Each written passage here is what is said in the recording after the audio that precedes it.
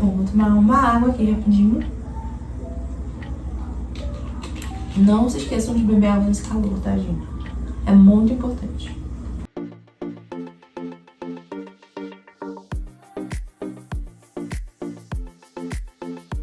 Oi, gente, tudo bom? Aqui é Kimberly Nazário com mais um vídeo pra vocês. Bom, hoje eu quero falar sobre um assunto muito importante pra mim. E é algo que eu vejo que é muito necessário nos dias de hoje, já que, né, como a Bíblia diz, são os últimos dias, infelizmente. A gente só vê a violência, os problemas de indiferença, de exclusão, de desunião aumentarem. E com isso a gente sabe que a gente tá vivendo, sim, infelizmente, ou felizmente, né, dependendo do seu ponto de vista, os últimos dias. Bom, o assunto de hoje tá aqui nesse livro que é Autoridade Espiritual Genuína. Gente, isso aqui explica bastante coisa sobre autoridade, tanto espiritual quanto humana, né? E fala sobre todas as diferenças, sobre tudo o que Deus ama em cada uma das duas e tudo que Deus abomina em cada uma das duas. Então eu acho muito importante você fazer a leitura deste livro. Eu vou deixar um nome direitinho na descrição, no primeiro comentário, não sei. Mas em algum lugar aí de baixo vai estar, tá, gente? Procurem que eu vou colocar. E, bom, esse livro está sendo simplesmente um divisor de águas na minha vida. É a segunda vez que eu leio e ele tem, deixa eu ver, 13 páginas, gente, 113 páginas, olha só. A finurazinha do livro. É uma maravilha. Isso aqui você pega numa tarde e você lê ele inteiro. Então, é muito importante você ter esse livro, né, nem que seja um PDF, para você dar uma lida e aprender sobre autoridade espiritual. Bom, depois de tanta enrolação, vocês já sabem, né, tudo que deve fazer. Deixar o like, se inscrever, ativar as notificações, seguir nas redes sociais, ficar ligado todos os dias de terça e sexta, tem de novo às 8 da noite. E ler a descrição, tá, gente? Tem muita coisa importante na descrição que geralmente eu não falo nos vídeos. Enfim. E eu vou começar lendo as partes que eu marquei até agora. Eu já tô quase no final, então eu posso fazer esse vídeo mesmo assim. Fala que Moisés foi escolhido por Deus como instrumento para executar um grande e poderoso trabalho em seu nome. Ou seja, Moisés foi escolhido por Deus e executou algo que Deus o pediu que executasse. Não foi pela obra de braço dele que ele conseguiu fazer o que ele fez. Foi porque Deus pediu e deu a capacidade a ele. Então aqui, ó. Ele não foi selecionado precipitadamente apenas porque aconteceu de estar no lugar certo, na hora certa, mas porque ele fazia parte de um desígnio eterno e insondável. Ou seja, ele foi a pessoa que Deus pensou antes de criar o mundo, na eternidade. Ele pensou em Moisés para ser o libertador do Egito, né? Para ser o libertador de Israel em questão, né, da escravidão, do Egito. Não é só naquela hora lá que abre o Mar Vermelho. Tem muita coisa antes. Ele precisa ser muito testado antes. E, o Todo-Poderoso não apenas conheceu e escolheu Moisés previamente, ou seja, muito antes dele mesmo nascer, como também planejou um modo de prepará-lo para sua futura missão. Ou seja, gente, eu não sei se você conhece a fundo a história de Moisés, mas ele foi libertador de Israel. Ele libertou o povo da escravidão, tirou o povo do Egito, fez o Mar Vermelho se abrir com o poder de Deus. E dali, eles foram em busca da Terra Prometida. E tem toda aquela história de que ficaram lá rodando em círculos e 2 pessoas chegaram na Terra Prometida. E essa parte a gente sempre lembra, né? Mas muito antes disso, Moisés, ele viveu 40 anos no palácio. Eu quero chegar em algum ponto com isso, gente, vocês vão entender.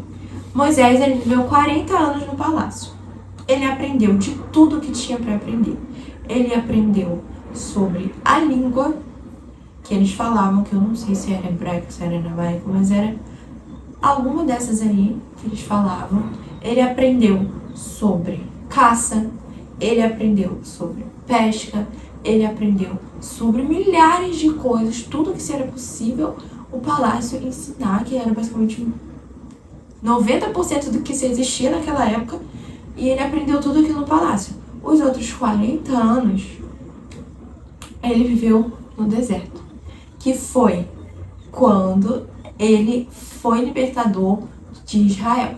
E com isso, por que ele precisou de 40 anos para aprender as coisas no palácio e 40 anos para passar no deserto? E imagina a dificuldade de Moisés de passar pelo deserto depois de ter saído do palácio. Porque, gente, a maioria das histórias da Bíblia conta o quê? Esther, ela passou pelo deserto e depois foi escolhida pelo rei para ser rainha, ou seja, foi para o palácio. E a maioria das histórias é isso. José foi para o poço, foi vendido, foi escravizado, foi preso, para depois ser o governador do Egito. Então, geralmente, Deus trabalha com o deserto primeiro, mas nesse caso não. Ele trabalhou com o palácio primeiro. Provavelmente para quê? Para mostrar que Deus não é limitado. Para mostrar que Deus não trabalha só de uma forma. Para mostrar que a forma de treinamento e preparação de Deus é muito melhor. Porque provavelmente eu e você ia querer deixar Moisés os 40 primeiros anos no deserto e depois ir para o palácio, como geralmente foi, né? Mas Deus trabalhou dessa forma. E com isso, Moisés conseguiu alcançar o objetivo, o propósito que Deus tinha designado para ele. Por quê? Porque ele nunca se permitiu se afastar de Deus.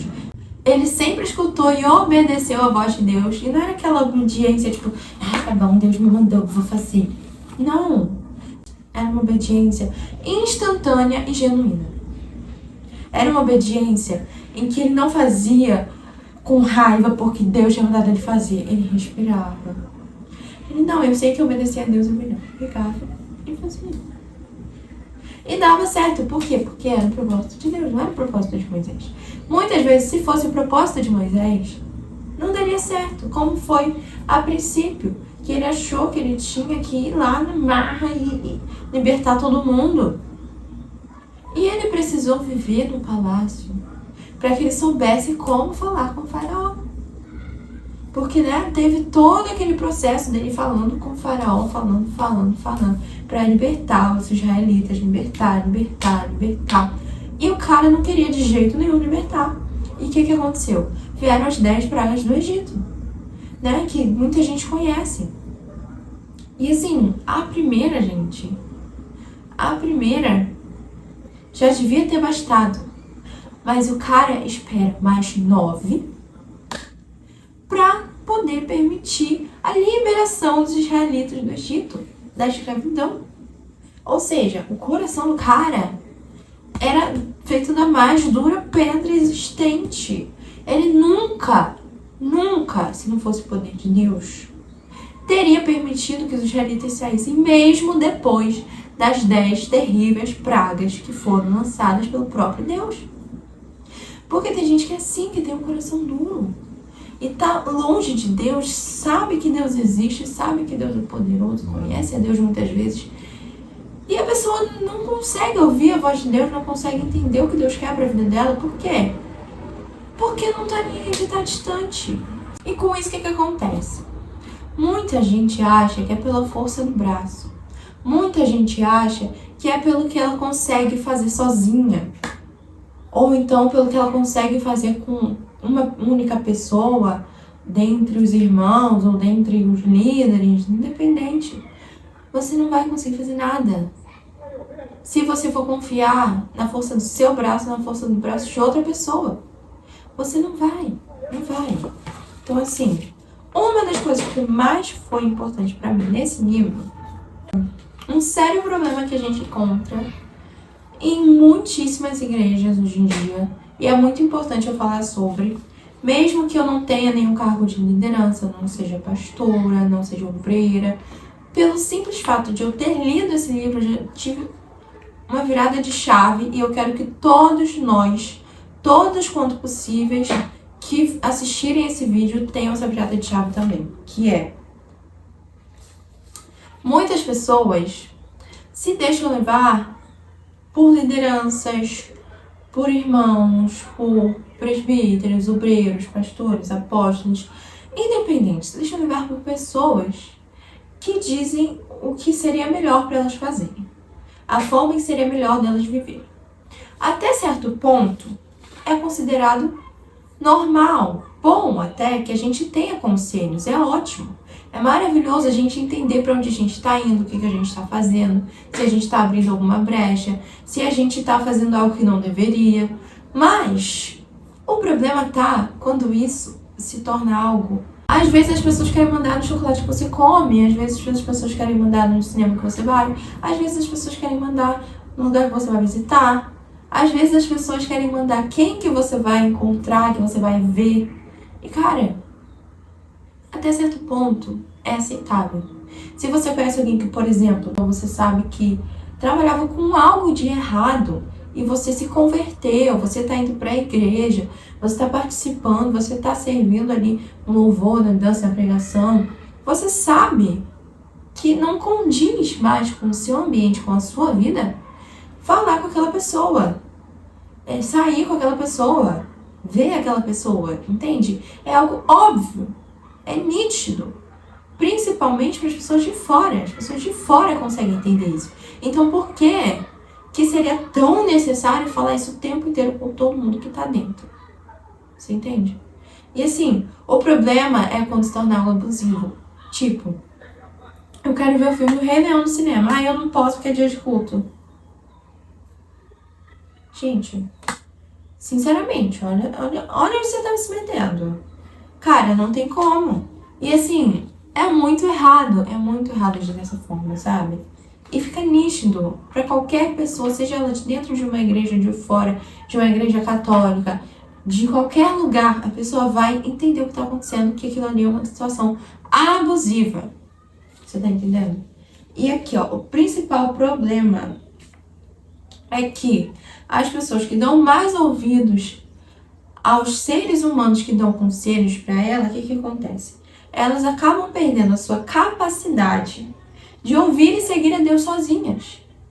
E aí fica nessa de que, não, fulano tá me ajudando, tá me dando conselho, eu vou fazer o que fulano falou e não sei o quê. E a pessoa não percebe que não tá mais ouvindo a voz de Deus, que não tá mais sabendo o que Deus quer pra vida dela, que tá perdida no meio do caminho. Por quê? Porque resolveu ouvir a voz humana, porque resolveu ouvir mais do que a Deus o que alguém disse. E não é pra ser assim. Deus não chamou a gente pra viver assim. Porque, como diz a palavra de Deus, o coração é enganoso. Muito enganoso. E não é só o coração de quem é membro de igreja, liderado. Não é o coração só de quem tá lá embaixo da pirâmide de hierarquia numa igreja, gente. Não existe isso. Quando eu falo que o coração é enganoso, eu digo que o coração de muitos obreiros, muitos presbíteros, pastores, apóstolos, pode sim ser enganoso, porque eles também são humanos como eu e você. Eles também têm sangue, pele, eles também comem, dormem. Então por que a gente muitas vezes quase que idolatra, só falta beijar o chão que a pessoa pisa, se a gente sabe que a pessoa é tão humana quanto a gente? Você tá entendendo? É isso que Deus não quer que a gente faça. Porque a partir do momento que você resolve ouvir mais a voz de um humano, mesmo que ele tenha algum título, alguma autoridade espiritual, algo acima de você, você deve sim honra, você deve sim submissão, você deve sim obediência, mas você não deve se deixar ser controlado. Controlado como? Bom, vamos lá. Com tudo que eu disse. Se dizem que você não pode ir em outra igreja, dizem que você não pode ver uma pessoa que saiu da igreja, dizem que você não pode ir em outro evento de outra igreja, que você não pode ir no cinema, que você não pode comer um chocolate diferente do que eles mesmos te dão, tá? É tudo errado nesse lugar. Sinto te dizer, mas tá tudo errado nesse lugar. E eu estou falando isso por quê? Porque eu precisava que tivesse me dito isso. Eu precisava. Muitas vezes eu passei por situações assim, mesmo tendo a pouca idade que eu tenho e a pouca maturidade que eu tenho, eu já passei por muitos problemas. E com isso eu tive que aprender alguma coisa. E o que eu aprendi foi que temos que priorizar nosso relacionamento com Deus. Porque muitas vezes, uma pessoa que tem autoridade espiritual, sendo presbítero, pastor, apóstolo, obreiro, vai tentar te manipular, vai tentar fazer você achar que sempre vai ser pior do que aquela pessoa, independente de qual forma que ela esteja dizendo. Sempre vai dizer que você está mais longe de Deus. Sempre vai dizer que você vai estar sendo rebelde por você não querer fazer o que eles querem fazer. E isso tudo está muito errado. Porque essa pessoa quer se apropriar da identidade de Deus. A pessoa quer se apropriar de quem é Deus. Você está entendendo? Porque não existe uma pessoa que nunca está errada. Não existe uma pessoa que não precisa agir como a gente. Não existe uma pessoa que não tem que ser submissa a Deus, como muitas vezes algumas lideranças acham que não devem. E cara, tudo errado. Tudo errado. Porque Deus, cara, tá na palavra, gente. Tudo que eu tô falando é baseado na palavra. Deus, ele tem mais preocupação. Ele tem mais carinho. Ele tem mais compaixão de uma prostituta que se arrepende do que de um fariseu que está dentro de um templo. E o que raio que é um fariseu? Vou explicar. O fariseu, gente, é todo aquele tipo de pessoa que acha que lê mais a Bíblia que todo mundo, que ora mais que todo mundo, que jejua mais que todo mundo, que quando ela prega que Deus desce, que quando ela canta que Deus desce, que quando ela ora que acontece. Esse é o fariseu. E com isso, o que Deus mostra pra gente? Que no fundo, ele não quer saber do externo. Porque o fariseu, ele tá lá no templo, ele tá cantando, ele tá pregando, ele tá orando, ele tá impondo mão sobre as pessoas. Mas Deus não tem compaixão dele. Por quê? Porque Deus conhece o íntimo. Deus conhece o coração daquele fariseu. E todo coração de fariseu tem o quê?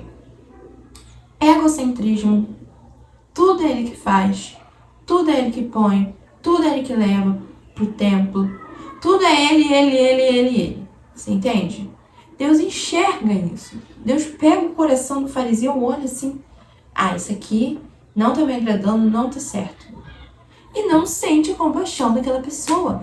Agora, a prostituta que se arrependeu, Deus vai olhar o íntimo dela, vai falar: isso aqui me agrada, isso aqui tá certo. Então eu vou ter compaixão dela. Por quê? Porque ela teve o discernimento de entender que a vida que ela levava estava errada. E se arrependeu por isso. E quando isso acontece, Jesus olha para aquela prostituta e diz: se não restou ninguém para tirar uma pedra sobre você, eu também não vou te condenar. E é assim, Deus não mudou. Ele não vai destratar uma prostituta que se arrepende, porque o que vale é isso aqui, gente. É isso daqui. Ele pega, ó, e olha tudo que tá dentro da gente. Se a gente tá transbordando água suja, ele não vai ter compaixão da gente.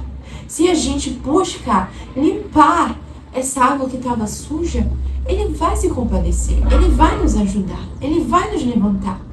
Então a gente precisa entender que muitas vezes, em muitos lugares, tem gente falando de sepulcro caiado, que é justamente o que eu especifiquei, que é o modelo de fariseu, que a pessoa tá lá no templo, tá lá orando, tá lá jejuando, tá no encontro, e tá lá, mas não ama mesmo a Deus, você entende? E cara, a partir do momento que qualquer coisa, qualquer pessoa se torna mais importante do que Deus, aquilo é idolatria. A partir do momento que qualquer pessoa diz que ama os irmãos da casa que ela congrega, que ama Deus acima de tudo, e não pratica o que está na palavra, mesmo que ela pregue, que ela ore, que ela cante sobre, e não pratique de forma alguma o que ela fala, Deus não está ali. Eu sinto muito de falar, Deus não está ali. Entendeu? Porque a partir do momento que você entende que não é sobre ler, pregar, cantar, dançar a palavra, mas vivenciar, transparecer ela, você começa a enxergar de forma diferente. Porque aí você sabe quem é fariseu, você sabe quem é verdadeiro adorador, você sabe quem é amigo de verdade, você sabe quem é leve traz.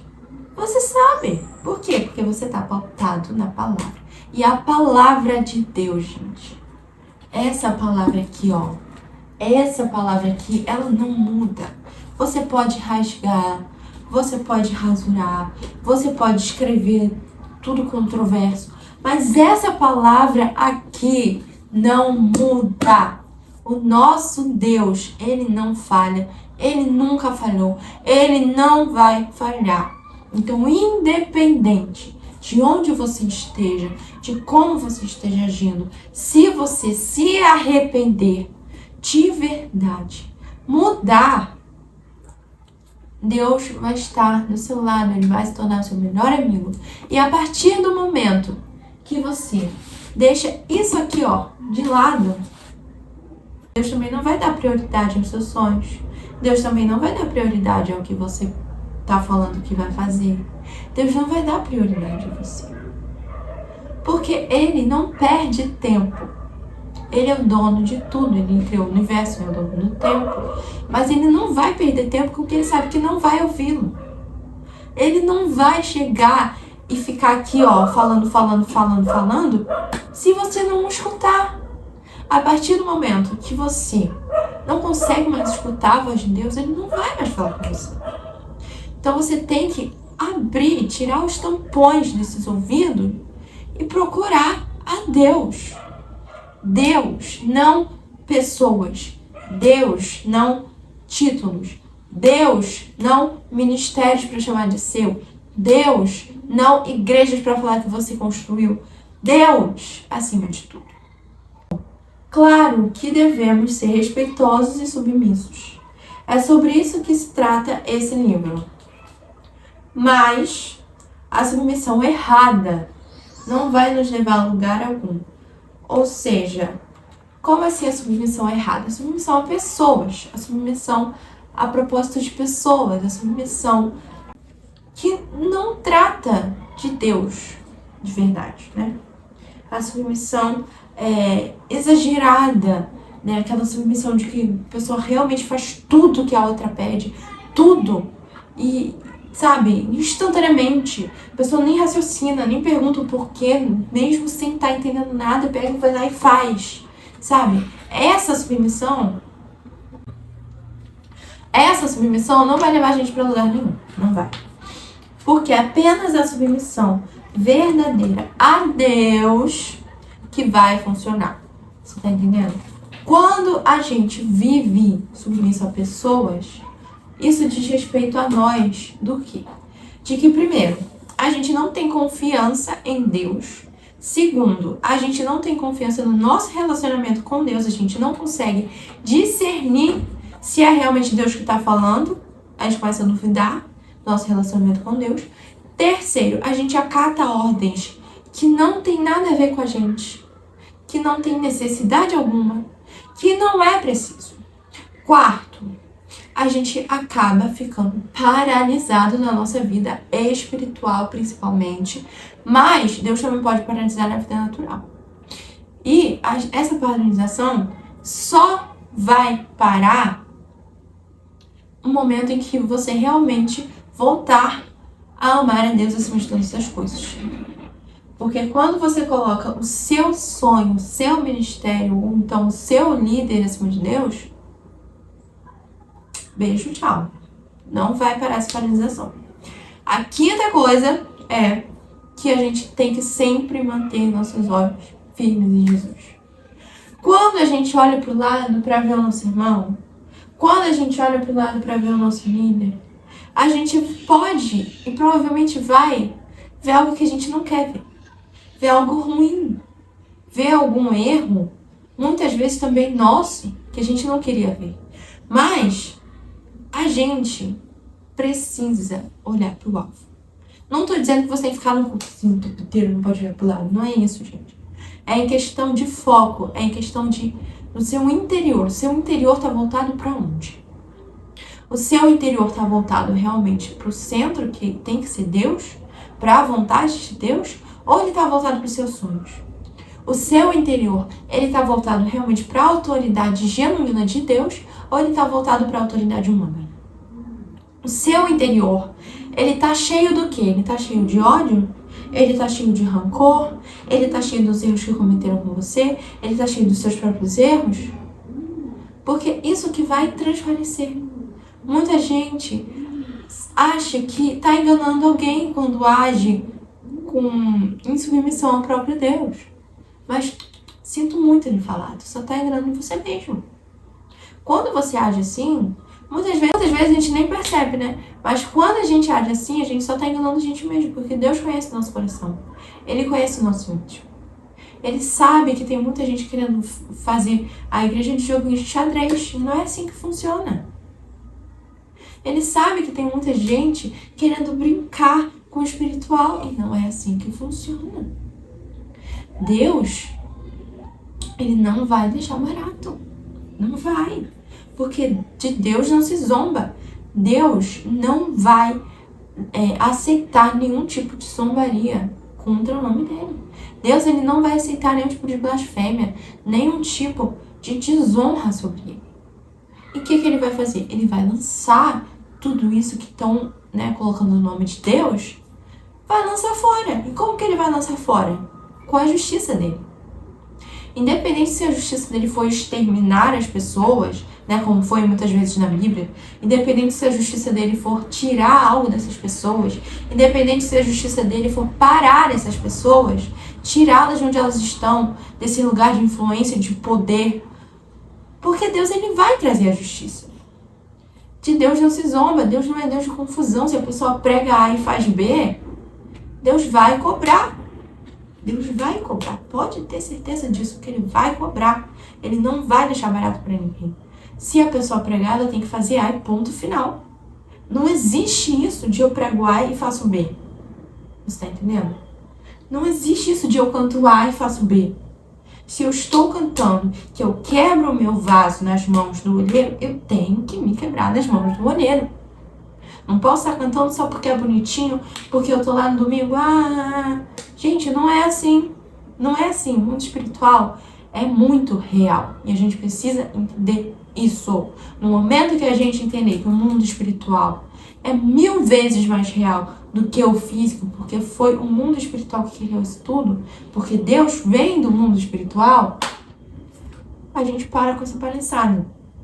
A gente para de querer ficar fazendo brincadeira, a gente para de esquecer que a gente precisa se autoexaminar e não julgar as pessoas. A gente aprende que, independente se fulano veio lá do ocultismo, veio lá do candomblé, veio lá de não sei aonde, e agora está se convertendo a Deus, a gente não pode julgar. Foi uma escolha do passado da pessoa. Se a pessoa se arrependeu e veio pro outro lado, e realmente mudou, é ela e Deus. A gente não pode falar, esse daí, não sei o quê. O que você tá achando que pode estar no lugar de Deus? Você tá achando que você tem que ser juiz de alguém? Que história é essa? Aonde que Deus designou juízes na Terra? Que eu não vi nenhum nome. Então, gente, como vocês já viram, foi um assunto que mexeu muito aqui com o meu temperamento. Mas enfim, espero ter ajudado vocês, porque eu falei tudo que eu passei algumas vezes e espero ter ajudado vocês com isso. Espero que tenha ampliado a visão de vocês. Espero que não tenha sido algo tão maçante de escutar, porque eu sei que muitas vezes eu falei a mesma coisa, mas enfim, perdoem pelo tamanho do vídeo, mas eu precisava desse tempo para poder explicar tudo que eu tinha para explicar.